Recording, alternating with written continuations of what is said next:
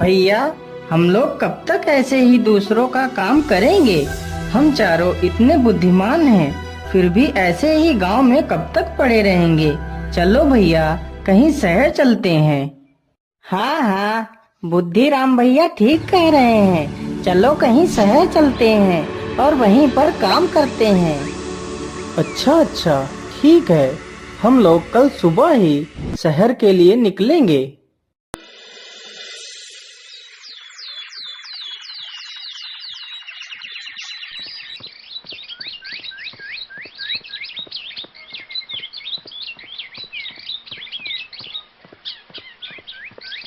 अरे भैया, इधर तो देखो, यहाँ से कोई ऊँट निकल कर गया है। हाँ हाँ भाई, ऊँट तो निकल कर गया है, लेकिन ऊँट एक आंख से काना है। हाँ भाई, ऊँट तो काना है, लेकिन ऊँट पर बैठा कोई जनाना है। उन चारों की बातें गांव का एक आदमी सुन रहा था।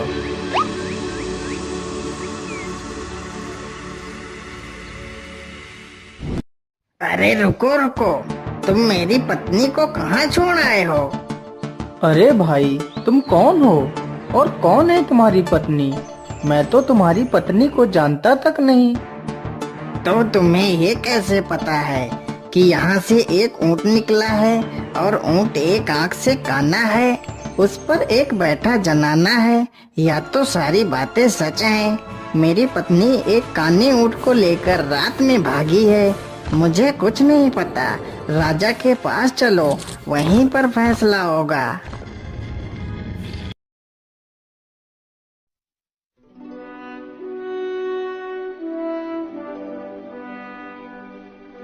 कौन हो तुम लोग और इसकी पत्नी को कहाँ छिपाया है तुम लोगों ने? नहीं महाराज, हम तो इसकी पत्नी को जानते तक नहीं। तो तुम्हें ये कैसे पता है कि उधर से एक काना ऊँट निकला है जिस पर कोई जनाना बैठकर गई है? महाराज, हम चारों भाई आज सुबह ही घर से नौकरी की तलाश में शहर के लिए निकले थे। तभी मैंने देखा कि जमीन पर ऊँट के पैर के निशान बने थे, तो मैंने जान लिया कि इधर से कोई ऊँट निकला है। अच्छा ठीक है, तो तुम बताओ, तुम्हें कैसे पता चला कि ऊँट एक आंख से अंधा है? महाराज, मुझे यह बात ऐसे पता चली कि ऊँट को जिस आँख से दिखाई दे रहा था, तो ऊँट सिर्फ उसी तरफ घास खाते हुए गया है। यदि वह अंधा ना होता तो दोनों तरफ घास खाते हुए जाता। हाँ हाँ, यह बात भी सत्य है। अच्छा ये बताओ, तुम्हें ये कैसे पता चला कि ऊँट पर कोई महिला बैठी है? महाराज, हमें यह बात ऐसे पता चली कि जब ऊँट घास खा रहा था, तो ऊँट महिला के डांटने से धीरे धीरे आगे बढ़ रहा था। यदि कोई पुरुष ऊँट की सवारी कर रहा होता, तो ऊँट न दाएं घास खाता और न बाएं खाता। आदमी खींच कर एक हंटर मारता तो ऊँट घोड़े की तरह भागता। हाँ हाँ, यह बात भी सत्य है। अरे ये चारों तो बहुत ही बुद्धिमान हैं, तो क्यों ना मैं इन्हें अपने पास ही नौकरी पर रख लेता हूँ। अरे धनिया, तेरी औरत को कोई और ही ले गया है, तू खुद ढूंढ जाके। और तुम लोग नौकरी की तलाश में जा रहे थे ना? हाँ महाराज, हम चारों नौकरी के लिए जा रहे थे। यदि मैं तुम लोगों को नौकरी दूं तो करोगे? हाँ हाँ महाराज, हम नौकरी के लिए तैयार हैं। यदि मैं तुम लोगों को नौकरी दे देता हूँ तो तुम काम क्या करोगे? महाराज, हम लोग वह काम करेंगे जो कोई नहीं कर सकता। लेकिन महाराज, हम लोग रोज का 1000 पैसा लेंगे। इस प्रकार चारों भाई राजा के घर में काम करने लगते हैं।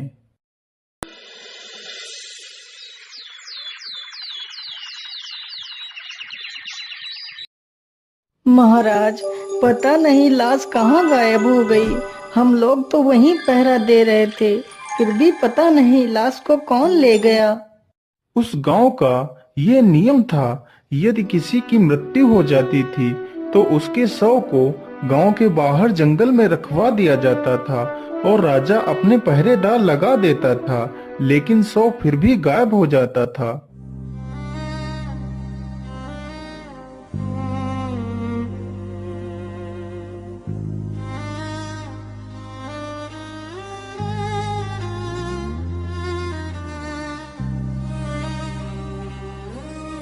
महाराज, आप इतना दुखी मत हो।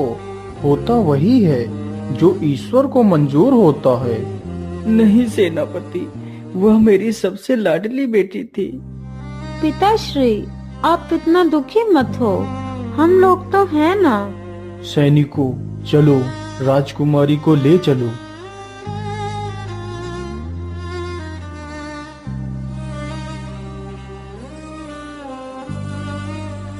अरे लल्लू, यह महाराज भी ना हम लोगों को ही पहरेदारी के लिए भेज देते हैं, और वह चारों भाई आराम से पड़े पड़े 1000 पैसा रोज लेते हैं। तो क्यों ना हम दोनों महाराज से यह बात बोलते हैं। वैसे भी हम लोगों के रहते हुए भी 100 गायब हो जाता है, तो क्यों ना हम यह कार्य उन चारों को सौंपें। चलो महाराज के पास चलते हैं। बात तो ठीक कह रहे हो तुम दोनों। हमने यह पहले क्यों नहीं सोचा। सैनिकों, उन चारों को मेरे सामने पेश किया जाए। महाराज, आपने हमें याद किया।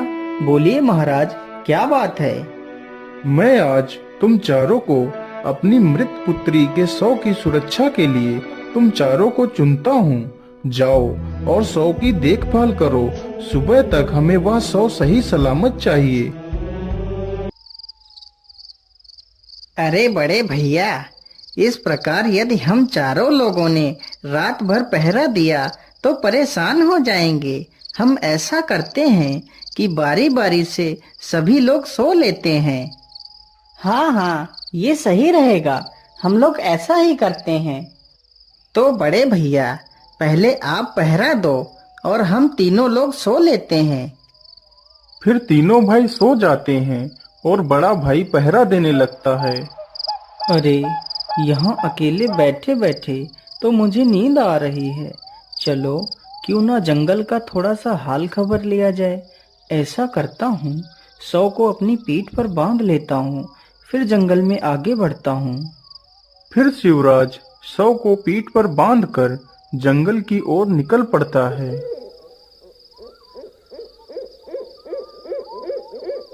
अरे, यह बूढ़ी औरत क्या तोड़ने की कोशिश कर रही है। चलो इसकी मदद करता हूँ। अरे बूढ़ी माँ, आप इतनी रात में इतने डरावने जंगल में अकेले क्या कर रही हो। कुछ नहीं बेटा, बस थोड़ी सी भूख लगी थी तो आम के फल तोड़ रही थी। क्या तुम मेरी थोड़ी सी मदद कर सकते हो। शिवराज उस बुढ़िया को अपने कंधों पर बैठाकर आम तुड़वाने लगता है, लेकिन वह बुढ़िया कोई इंसान नहीं बल्कि एक डायन थी। डायन एक हाथ से आम तोड़ती और दूसरे हाथ से उस 100 को उसकी पीठ से खोल रही थी। अरे ये क्या, यह बूढ़ी माँ तो मेरी पीठ पर बंधी लाश खोल रही है। जरूर यह कोई बुरी शक्ति है। अरे अरे बूढ़ी माँ, आप ये क्या कर रही हो।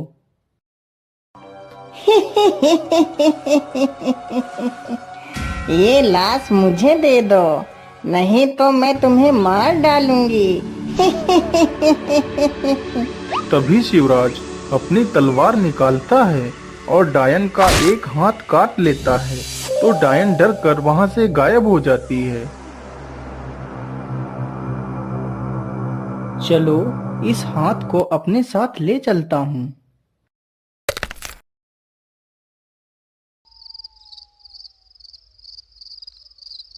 अरे बुद्धिराम, चलो अब उठ जाओ और 100 की देखभाल करो। वह भी लाश को पीठ पर बांधता है और जंगल में निकल पड़ता है।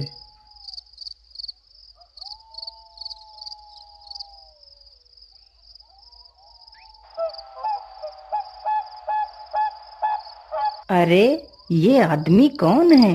मुझे लगता है ये कोई डाकू हैं।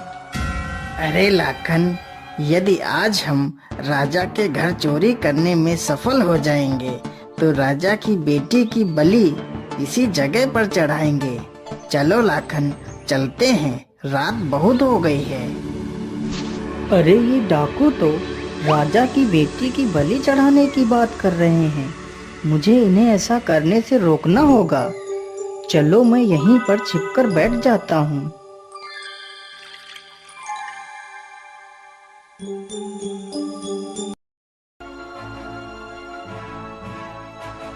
जाओ लाखन, और इसकी बलि गुफा में चढ़ा दो। तब तक हम यहीं पर बैठे हैं।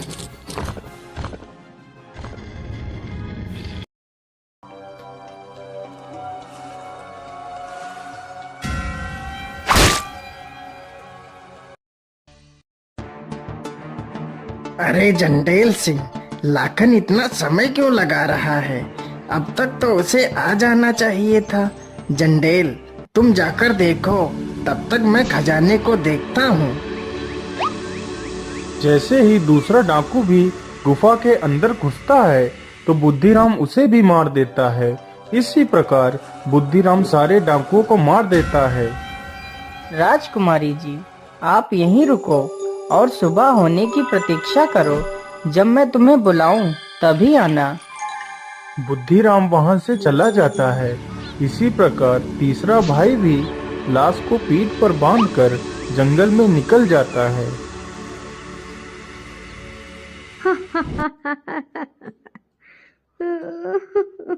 अरे, यह बूढ़ी औरत पहले तो हंसती है और फिर बाद में रोने लगती है। चलो इससे इसकी परेशानी पूछते हैं। अरे माँ जी, पहले आप हंसती हो और फिर बाद में रोने लगती हो, इसका क्या कारण है माता जी?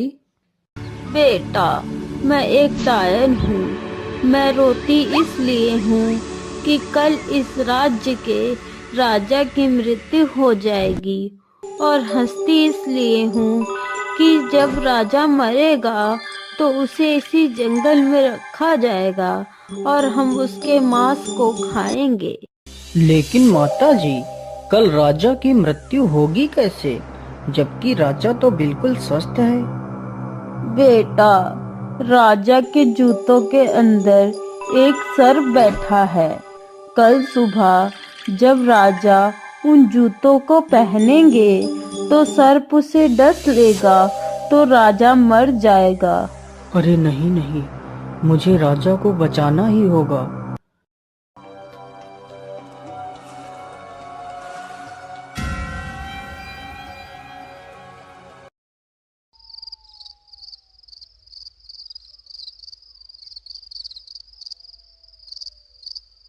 अरे भाई, मुझे यह नींद तो छोड़ ही नहीं रही है। क्या करूं, क्या करूं? चलो मैं अपना मुंह धो लेता हूँ। जैसे ही वह मुंह धोने के लिए पानी का घड़ा उठाता है, तभी दो परियां लाश को उठाकर ले जाती हैं। अरे, लाश को कहाँ ले जा रही हो? उसे छोड़ दो, उसे मत ले जाओ।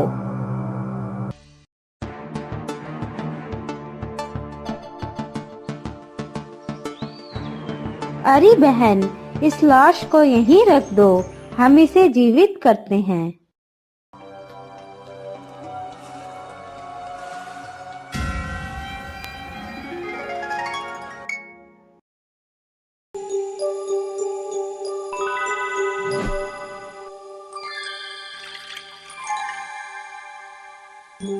अरे बाप रे बाप, इन परियों ने तो इस राजकुमारी को जीवित कर दिया है। क्या करूं, क्या करूं? चलो इनका जादुई कम्बल उठाकर छिपा देता हूँ।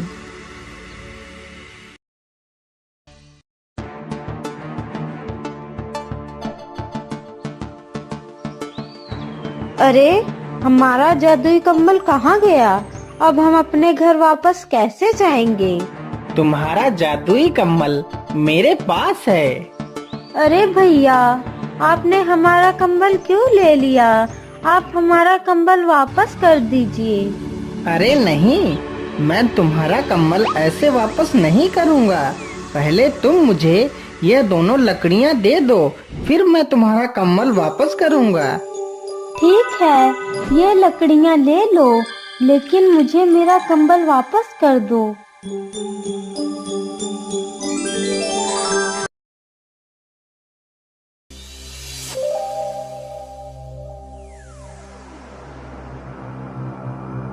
ये तो बड़े आश्चर्य की बात है कि तुम चारों लोगों ने मेरे बेटी के शव को सुरक्षित रखा।